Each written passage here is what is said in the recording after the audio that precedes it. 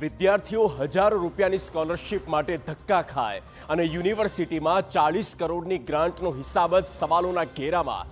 40 કરોડની સરકારી ગ્રાન્ટ અને આ જ ગ્રાન્ટમાં પોતાનું જ નામ.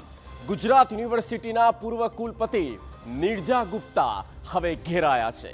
આક્ષેપ છે કે પીએમ જન વિકાસ કાર્યક્રમ એટલે કે PMJVK હેઠળ ગુજરાત યુનિવર્સિટીને મળેલી આશરે 40 કરોડની ગ્રાન્ટ માટે નિર્જા ગુપ્તાએ પોતાના જ હસ્તાક્ષરથી પોતાને પ્રિન્સિપલ ઇન્વેસ્ટિગેટર તરીકે નિમણૂક કરી હતી.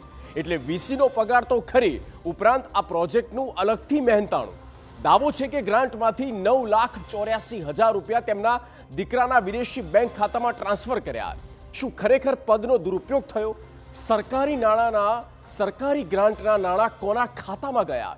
આ સવાલોનો જવાબ જોઈશે. હાલ તો સમગ્ર મામલો દસ્તાવેજોના આધાર પર છે.